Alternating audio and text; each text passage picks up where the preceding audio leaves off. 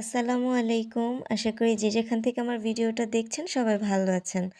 আমি আমার পুঁইশাক গাছ থেকে কয়েকটা ডাঁটা নিচ্ছি। এটা একেবারে নতুন একটা গাছ, বেশি একটা বড় হয়নি।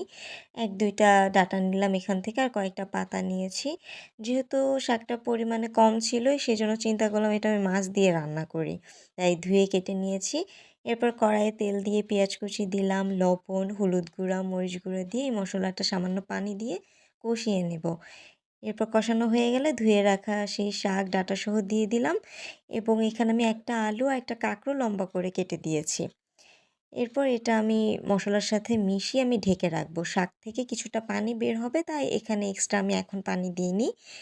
এরপর যখন এই শাকের সাথে মশলাটা কষে যাবে, এরপরে আমি পরিমাণ মতো এখানে পানি এড করে দিয়েছি। আমি যতটা ঝোল রাখতে চাচ্ছি আপনারা আপনাদের পরিমাণ মতো এখানে পানি এড করে দিবেন। পাঙ্গাস মাছ দিয়ে আমি শাকটা রান্না করেছিলাম। আমার মোস্ট ফেভারিট একটা মাছ হচ্ছে পাঙ্গাস। আমার মা পাঙ্গাস খায় না। সো আমার আব্বুর আর আমার জন্য আমি ৪ পিস মাছ নিয়েছিলাম। এরপর তরকারিটা যখন ঝোলটা অনেকটা কমে এসেছে তখন আমি এই ভাজা মাছগুলো তরকারিতে এড করে দিয়েছি। এরপর আমি আমার পরিমাণ মতো ঝোল রেখে রান্নাটা শেষ করে ফেলেছি।